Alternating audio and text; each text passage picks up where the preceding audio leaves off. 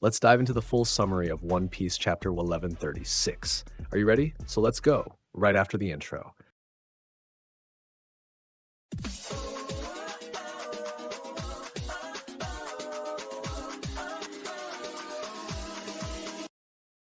Hello everyone, welcome to the channel. Before we jump into today's content, don't forget to leave your subscribe to the channel and activate the notification bell.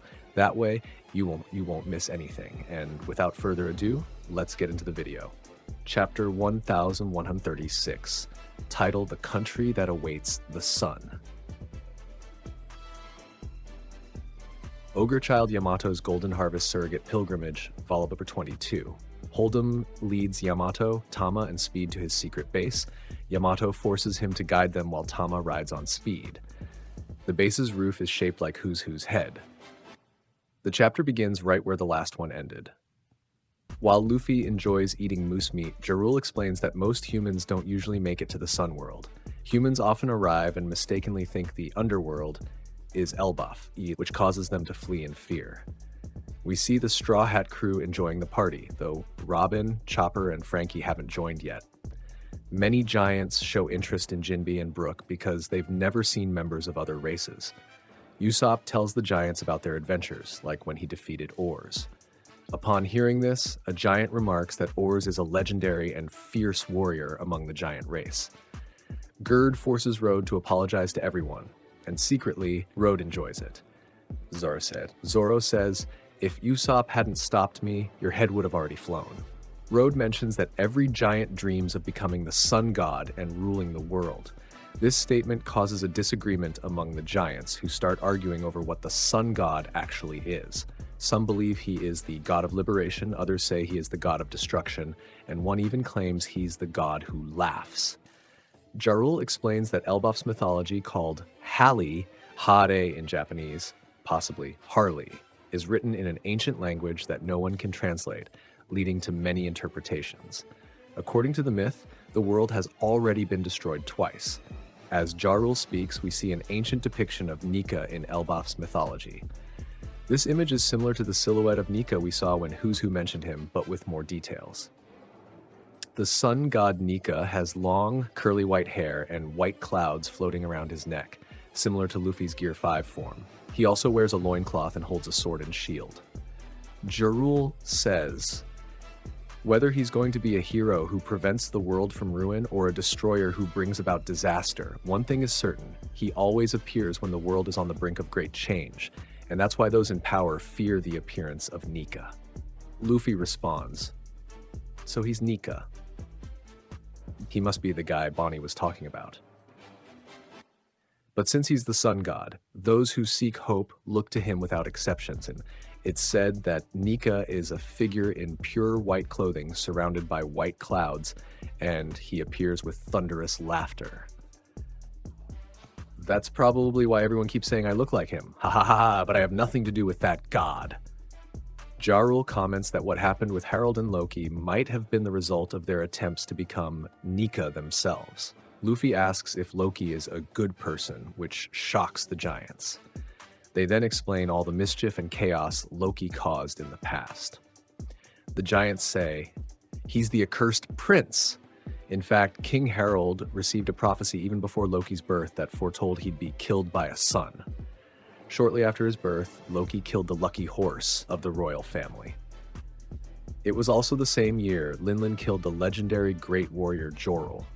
Natural disasters struck this country one after another. Even the queen passed away a year after Loki's birth. He turned the underworld into his playground, taming and slaughtering ferocious beasts with his overwhelming strength, and then unleashed them onto villages. All of this while he was just 10 years old. He set things on fire and destroyed everything. His pranks have endangered our lives more times than we can count. With his authority as the prince and his terrible personality, you can imagine the hell this place was when King Harold was away.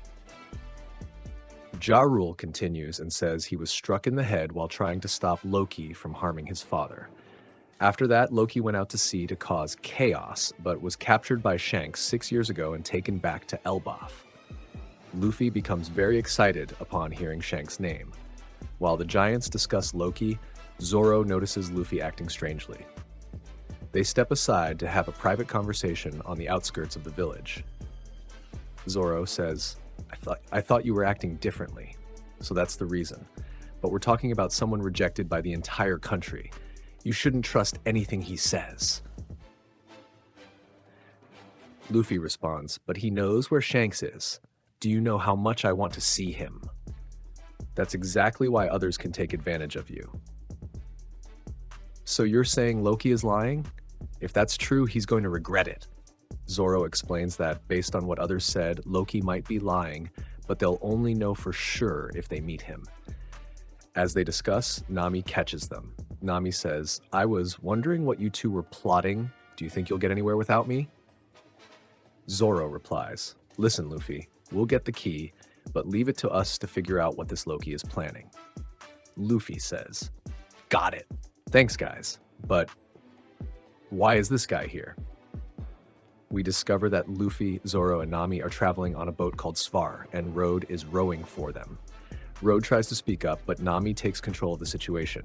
Nami says, I made him my assistant. Zeus adds, but remember, I'm assistant number 1 and Sanji is number 2.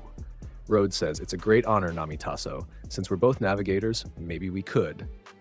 Nami interrupts, don't even try to get too close. Of course. Nami agrees to take Luffy and Zoro to retrieve the key from the castle, but her true goal is to collect treasure from the location. In another place, 2 mysterious figures arrive to meet Loki and attempt to recruit him for the God's Knights. Loki laughs and refuses, saying he has no interest in joining them. He asks if they are Tenryubito, but they remain silent. The hooded figure asks the hooded woman what information they have about Loki. She explains that all agents sent to Elbaf were attacked by a giant crow and disappeared, so they have no information about Loki's weaknesses. The hooded woman removes her cloak, revealing her full appearance. Her name is Gunko, meaning army child in Japanese, and she is a member of the God's Knights. Gunko wears a hat with goggles, similar to koalas, a blazer with very long sleeves, and boots. Her right eye is white on the inside and black on the outside, the opposite of her left eye. She also has bandages on her arms and legs. Her powers allow her to transform the long sleeves of her blazer into bandages that can be controlled freely. Gunko says, well, I let you talk for a while, and all I see is a lack of respect. Perhaps I should deal with you. Hooded figure responds, don't be hasty, Gunko. While they talk, a giant wolf emerges from the forest behind them. Loki says, Dogaha!